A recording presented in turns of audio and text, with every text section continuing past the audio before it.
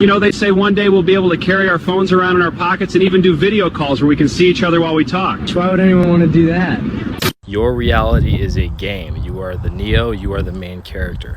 How do you hijack that? The earth is flat. The illusion is that it's round. Well, hello there. How are you going today? I hope everything is fine and dandy and you're part of the realm. And it's time again to take a wander through the strange realm we find ourselves in. So don't believe anything I say, guys. Don't believe anything on the videos. This is all about coming to your own conclusions and getting your own perspective on things, and generally being autodidactic, right? Which means to be self-educated. So before we get started, please do give me a like, leave me your comments and share this video around. And now let's jump in. Everyone says The Simpsons predicted the future, but what if they weren't predictions at all? What if they were admissions? And there's a belief in certain circles that if something is revealed beforehand, if it's out in the open, then somehow the responsibility shifts. Almost like saying, well, we told you. And when you look at some of the things that have appeared in cartoons, films, and television over the years, you have to admit it's a strange pattern. Not once, not twice, over and over again. Which raises another question. If they can do that today through cartoons, films, and TV, what's to say they weren't doing the exact same thing in the old world? Because suddenly you start looking at fairy tales differently. Giants, goblins, fairies, and dragons. What if some stories weren't created to entertain us? What if they were created to hide something in plain sight? Because if stories can be used to shape perception today, why do we assume every story from the past was created for a different reason? The Simpsons, yes, The Simpsons. Yeah, what do you think's going on there? Do you think that they're predicting the future? My perspective at the moment is that it's predictive programming. It's the opposite, that they've written the script and they tell us things because we are the creators, right? We're the creative force here. The elites, the parasites, they can't create anything. So they put things in our minds and we create them for them. So that's how I see this. They're putting thoughts out there of things that is in their plan that they want to come true. And we are basically the creative force they're using to make those things come true. But let me know your thoughts on The Simpsons. See that right there? That is uranium and gold. See that reflection right there? That is gold. That is what gold looks like in its original state. Uranium is a collector of electricity, and this is what they use in all those steam power plants you know of. And that right there is a collector of electricity. It also gets real hot. So when you get into why they have told you to stay away from uranium and these stones like this, and they put suits on and Geiger counters and all that, that is because this is the connector to free energy. The nuclear power plants, or whatever you want to say, are the most efficient things we can possibly have. They're only operating at 10% right now because they don't want to show people that one nuclear power plant could power almost half the United States. So what they did was they kind of tapered it down. So Galen Winsor talked about this. So right here, that is uranium, and that's what's in those nuclear power plants. And if you go to all of those power plants, they're just steam plants, big balls of steam. You'll also find that there is silver in uranium, if you can see that right there. See that right there? Silver. So this is uranium and silver right there. So that's another reason they tell you to stay away, because when you start finding uranium, you start finding gold and silver. If you want to keep people poor, you keep them away from the uranium. Interesting. Gold and silver and uranium. I'm thinking that the previous advanced civilization were very good at metallurgy, right? They understood how metals worked and all these different things, because the other big one they used, right, was mercury. And that's the only metal that is an amalgam. It amalgamates. It actually will join with other metals and make a whole new amalgam, right? And that, again, that's hidden as well. And so this is the difference between predictive programming, right? Those two elements, uranium and mercury, they seem to be very beneficial, right? And have a lot of good properties, especially when you start talking about free energy. But what's the story we get from them? No, it's bad. It will unalive you. That's literally what they tell us. It will unalive you, both of those elements, right? So that's predictive programming, to keep us away, to stop us looking into those elements. Pretty interesting. And of course, yeah, nuclear power. If you've ever looked into it, they are just big steam turbines. That's it. That's all they are, right? But of course, we're supposed to be scared of them because of uranium and it's radioactive. Yet we have Chernobyl, which, was supposed to be dead and radioactive for thousands of years, but now it is literally a sanctuary for flora and fauna. And Fukushima, that was going to kill all the oceans, right? Another nuclear reactor that went down and nothing happened, right? Because it's all a story they want us to believe. None of it's real. Okay, we got a real crazy Mandela effect here example. Some of you guys are going to roll your eyes, but I'm telling you, I just saw it myself on another post, and this guy's making a lot of sense. This is crazy. Check this out. First of all, look at the size difference between Iceland. Fuck off. Iceland, right? And Greenland. Look how big Greenland is. And look how close Greenland is to Canada now. Like, it's almost like literally you could throw a rock at it. And then what the hell is this? What is the Labrador Sea? Also, where the hell is the North Pole? Where is the North Pole? This is so weird.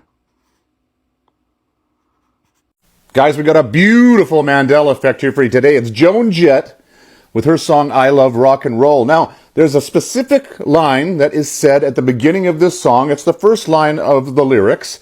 And can you guess what that is? Throw it in the comments right now. And hit the follow and the like button if you wish as well to see more of these groovy vids. Now, if you said, I saw him standing there by the record machine, then you would agree with it's probably 100% of the population. That's what she says. But she actually never says that at all in the entire song. And I'll show you exactly what she says right now.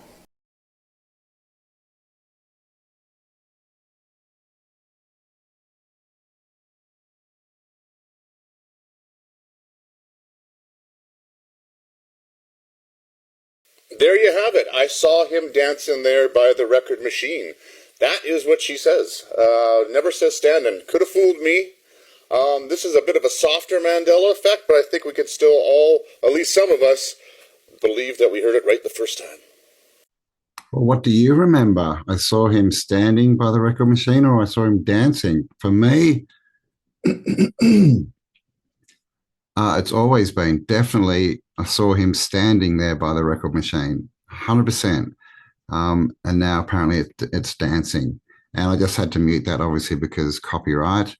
And the previous one, Greenland, that definitely looks like a different shape to the Greenland I know that we've been brought up with on our current, modern maps. Definitely different, right? It used to look, almost the same shape as like an Africa or a South America kind of shape, and that one was a bit different. Labrador Sea, I have seen that, I think, on Google Earth, but I've definitely, it's nothing that I've heard about or already been taught or anything. But when you go back in maps, back in time, Greenland changes significantly. It literally, in the older maps, it's more long ways. Right now, it's more vertical. Vertical, is that what you call it? But yeah, what do you remember? And the North Pole? Well, the North Pole got scrubbed off maps, back in the 1800s. Obviously, all those maps back before that had Hyperborea up there. And now on Google Earth, at least, you go to the top of their globe and there's nothing there, just water. But I remember being taught in school that there was land at the North Pole. What do you remember?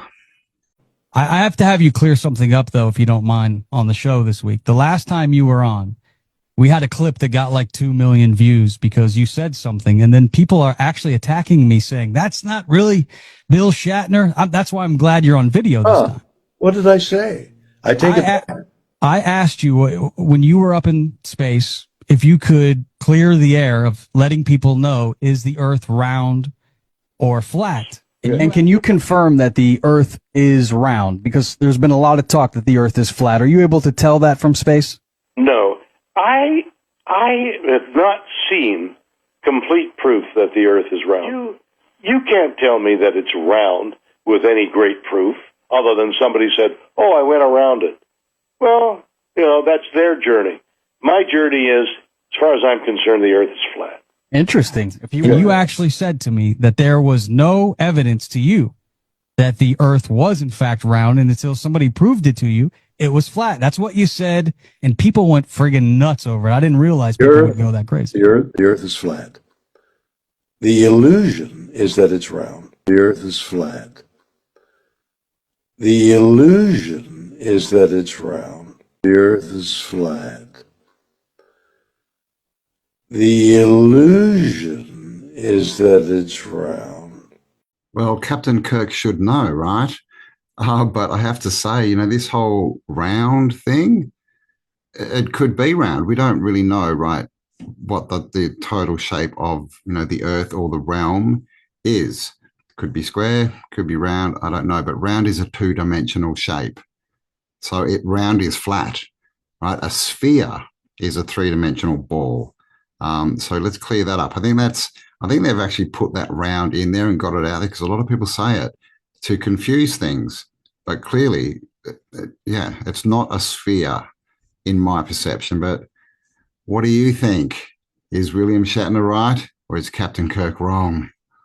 Is this unassuming picture taken off the shores of Antarctica perhaps the most important photograph ever taken in human history?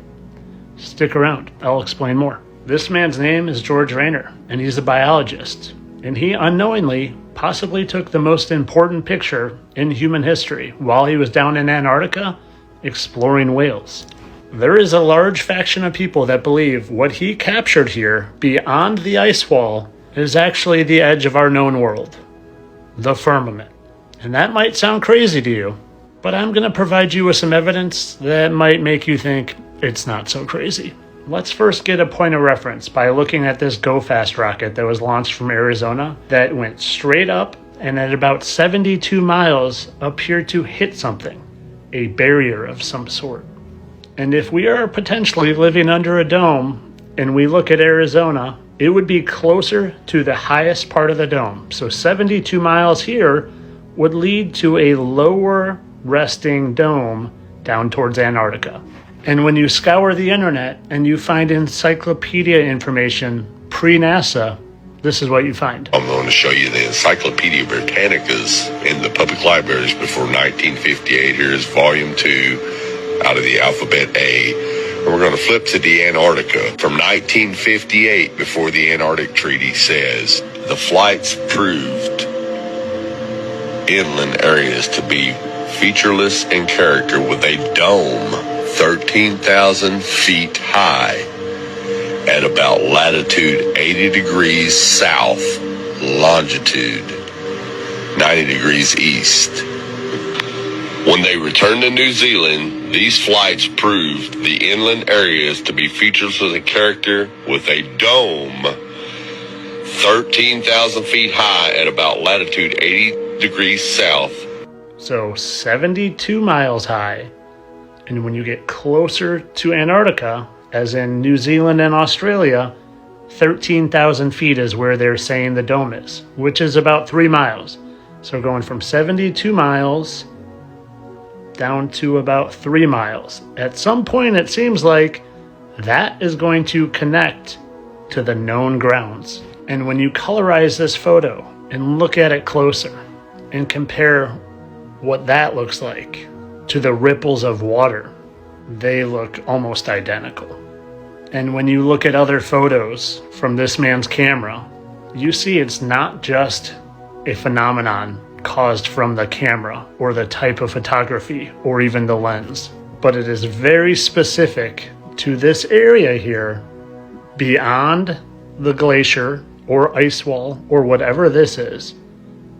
It's specific to the background. So like I said in the beginning, is this photograph potentially the most important photograph that has ever been taken in modern history? And do the shape of rainbows actually reflect the fact that we are in fact living under a dome?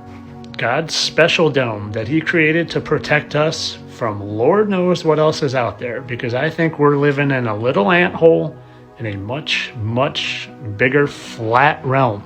Oh, and I didn't even mention the fact that when you take a different perspective, you see what this mountain actually is. Mouth, nose, eyes, you know. But as always, you guys know I'm just joking. I know that's probably just the fact that the camera couldn't adjust the focus so it rippled. It's not actually frozen water, and we're not actually under a dome. We live on a globe spinning 400,000 miles per hour hurling through the universe. Of course, entertainment purposes. Have a great day. Yeah, well, fittest flat earther there. The dome. Do you think there's a dome? They kind of tell us, right, with the Van Allen's belts, that, you know, there's something around us. You know, back, if you look at, there's a couple of interviews, I've forgotten the astronaut's name, and he literally says, oh, we went through that, but we could do that because we didn't know it was there. You know, so have they ever been to space? You know, I very much doubt it. Well, actually, I would say it's 100% no. But the dome, you know, we have this thing called sky ice that falls randomly in, you know, different places in the realm. And it looks like frozen water, but I think the chemical analysis is that it's frozen oxygen. It's a different type of oxygen. I think it's O3. And of course, you know, the plane flights, the encyclopedia, 13,000 feet at 80-degree parallel. And what do you say, 72 kilometers? I'm not sure I got that figure, but that's what you would think, right, if it's a dome. And does that explain why it gets so hot in Australia, right? You know, the equator's not the hottest spot, right, on Earth. It gets, you know, in the desert, Coober Pedy in Australia gets over 50 degrees Celsius. In, you know, the other capital cities, not so hot anymore, but back when I was growing up 20 years ago, 30 years ago, it regularly got to 45 and above in summer. So it gets very hot here. Is that because the sun has to be lower because of the dome? And I guess my third question is, what is the dome? When did it appear? Like, has it always been here? Can we get through it? Can we go under it? Like, what's the deal with the dome? You know, he says God, you know, sealed us off from whatever's out there, but why and when? Like, what is this? Is this something that was created when the vapor canopy fell? Maybe? Or is it something that was constructed, you know, a lot of people believe in Prison Planet and all this. I don't. But is it that? And I guess, is it here forever? Is it going to melt at some point? What do you reckon? You know what? I'll tell you how dumb we are, how dumb I am. I spent 33 years investigating, studying every word, every dot, every tittle in the Bible. They said it was the book for me. Well, I'll tell you what I found out. I got so many Bibles, you'd never believe. Some of them are falling apart. I've got the Companion Bible, the NIV, I've read the Torah, the Living Bible, the Word, the King James, the American Standard. Yeah, I've done all that. And oh my God, Bible dictionaries out the wazoo, and commentaries too. And you know what I found out? It's bullshit. Yeah, the history isn't even right. None of it is. You know what our problem is? We should have been studying who put it together, why they did it, what was happening at the time. Yeah, from now on, I'll investigate the author before I decide if I'm going to read the contents. We could have saved ourselves a lot of heartache, a lot of bullshit, and a lot of Sundays. There you go. Well, I, for one, agree. Study the authors, study the history of this book before you study the book. You know, we know it's the most translated book that, well, at least in our timeline, at least in our epoch, and, you know, the most edited, right? Like, it used to be, what was the number, 70, 80 books in the Bible. Now it's 66. It's also two different storylines that have just been jammed together, the Old Testament and the New Testament. They don't actually have any relationship to each other. And the Council of Nicaea, right? We know about this. They completely edited it. They just took out what they wanted and left in what they needed for it to be a control mechanism. Right, then you get into the whole Scaligerian chronology and how Scaliger, all these people were translating it from Latin to English and back and forth, and meanings of words would change. And I mean, it's crazy. And then you take into account that, the first books by like Matthew, Mark, Luke, and John were written at least 30 years in their timeline after Jesus was crucified. And then the most spoken about, the most promoted Bible, the King James Version, was written 1,600 years after the fact, right? And I'm not saying I believe any of these dates, but this is what they tell us in their narrative. I mean, just that information there should make you really, really question the origin of this book and why they promote it so hard and want everyone to be reading it, or at least everyone in the Christian countries, right? And they have other books for other people, because that way they can create division as well. They say one day we'll be able to carry our phones around in our pockets and even do video calls where we can see each other while we talk. No way. That's weird. Yeah, that's too much. Why would anyone want to do that?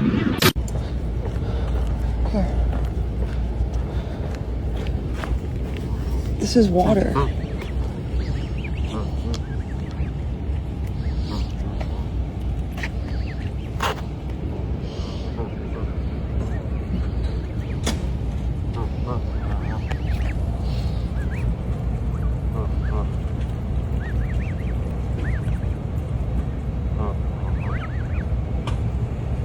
You're welcome.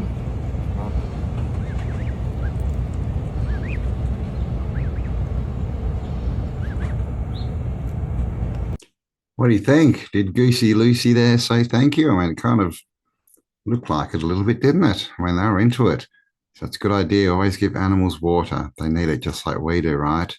And phones, 1985. That's a good question. Why would we want to do that? Why would we need it? I mean, now with hindsight, that's a better question. Why did we do that, right? Because clearly it's not helping us. It is just making us more controllable. It's creating more division. It's creating more loneliness. And wow, I think we should probably go back to the 80s. I have been publicly conspiring to overthrow the government for the last 20 years. I don't pay taxes. We did not ask for permission to build our family homestead. We are 100% off-grid and we are living free. I've spoken about this on hundreds of podcasts and radio shows. And why am I not in jail? Because our strategy is one of service and stewardship and abundance. We are conspiring to overthrow this governmente, which means control the mind, by freeing the mind. We are conspiring to overthrow and overstand the government by offering service and abundance and ideas that are much better than the ones that the government are working with now. That's why I'm not in jail. That's why a government agent came here 2 years ago, and after chatting with me for 15 minutes, he left with tears in his eyes, and he said, "You are right, and I will never bother you again." My friends, the idea whose time has come stronger than all of the armies of the world is what we are demonstrating. Faith, courage, and stewardship, which results in abundance, and then service is our ultimate tactic in this war, in this game of life. The service of sharing our surplus with our community. If you want to come check us out, if you don't believe me, if you think this is crazy, come visit sometime. We'll show you around. It's galtslanding.farm, Galts landing.farm. Golfslanding.farm. There you go. Go check it out. And I was a little bit concerned at the start of that video when he said we're trying to overthrow the government, because in my opinion, you don't want to do that, right? Because for one, what you focus on grows, and focusing on the government's bad. Look what they're doing to me. Oh my God, they're controlling us and repressing us, and all this stuff puts you in a state of lack, puts them above you, and energetically, it doesn't work. The way to get rid of the government is to build a new system, right? To build something new that they're not involved in. So we don't need them anymore. And then we give them no attention. We give them none of our wealth creation, and they fade away, which is exactly what he ended up saying. He's just doing his thing. It's all about service to others, service to the earth, and, providing service to others, right? Helping people do the same thing. And I agree with him that when your heart is in the right place and your energy is in the right place, nothing can really stop you. Like, something else happens, right? There's a reason why some people are constantly harassed by the police. And some other people are doing pretty much the same thing, and they never have a problem. Why is that? I should literally be charging you for what I'm about to tell you about manifestation. Your reality is a game. You are the Neo, you are the main character. How do you hijack that? So a lot of us are stuck in a mindset that we cannot change our world because we see so much evidence of it not changing. That's because we don't put the work in. We don't do the thing. This is broken. I swear it's a glitch. What you're gonna do is you're gonna take a piece of paper, you're gonna write down a number between 10 and 20. You're gonna get your trusty fallen angel technology, which is your Gemini, your ChatGPT, whatever you want. Have that ready with the number on your pad. Now you're gonna go in your car and you're gonna start driving. The number you wrote is the amount of turns that you're gonna take. You're gonna input the turns into GPT, Claude, whatever you're using. So for example, I wrote 12 on my pad. I'm gonna take 12 turns. So then every time you arrive at your stop or your deviation in the path, you're gonna input into your AI. Ideally, you wanna be stopped for this, but I'm not gonna police you. Tell your AI left, right, or straight if you can go straight, and it'll give you the answer. You're gonna keep doing that until you've arrived at a destination. Sorry, I completely forgot to add something here. You are going to write down an object. Okay, so you need 2 pieces of paper, or you can put it on the same piece of paper, doesn't matter. You're gonna write down an object that is believable enough for you to find. So I'll put a blue beetle. So write on the piece of paper, a blue beetle, and then the number between 10 and 20. Then you're gonna do the thing, right? You're gonna go up to your stop sign or your stoplight, GPT, left or right, it's gonna tell you you're gonna do that. And you're gonna do that until you've exhausted the numbers, right? Now you're gonna arrive at a destination. And what you've done by creating a game out of it is you've made it so impossible for your subconscious not to believe that you're playing a game that the world just changes around you. It plays your ball. And once it does that, you will have arrived at your destination and you will have found the object that you had written down. I swear to God, it will work. And you may think to yourself, well, what does this do for me to get multi-million dollars, right? You will do this over and over, but every single time you're going to increase the believability of what you're doing. Why do you do this? Because at first, your conscious mind doesn't believe you. You say, I want $1 million. Your conscious mind doesn't believe you. It's like, yeah, right. So it won't give you any evidence of that happening. But if you start to strengthen your conscious mind, then you start to have the magical ability to actually manifest it in the real world. But until you strengthen it, it's like a muscle. It won't work very well. So your mind will believe the patterns that you've created, but until you strengthen it, you won't be able to create those patterns. This is why a lot of people end up stuck in the mindset of, well, I still got to go to work tomorrow. I still got to pay bills, because their mind is weak. They don't believe that they can do it.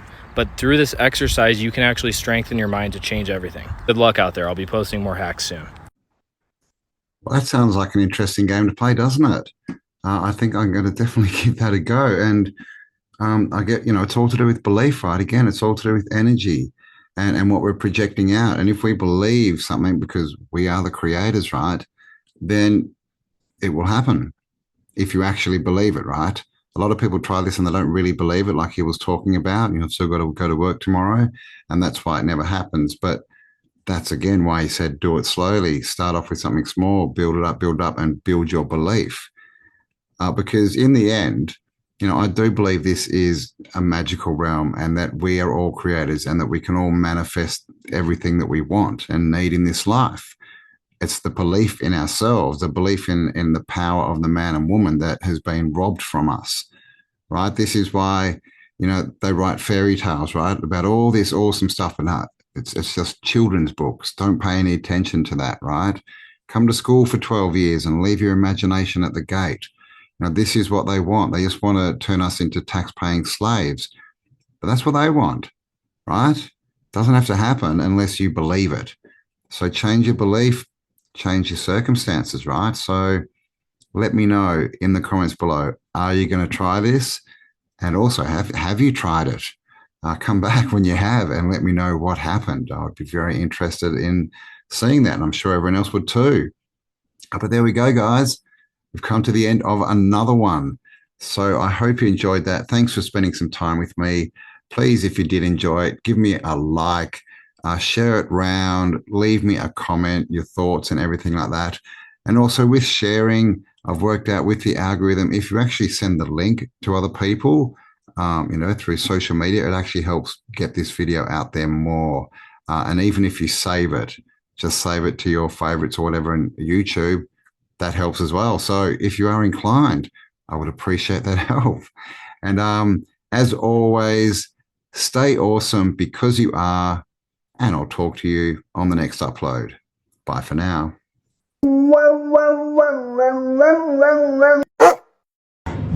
Okay.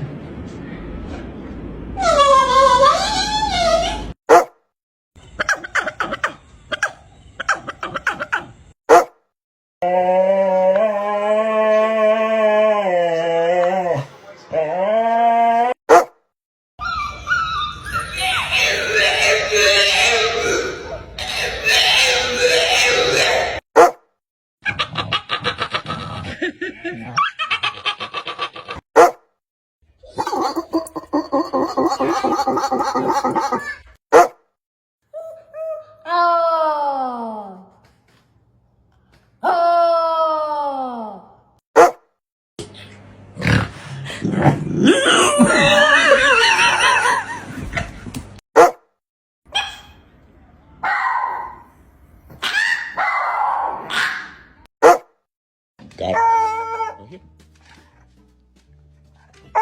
Right there. Right there.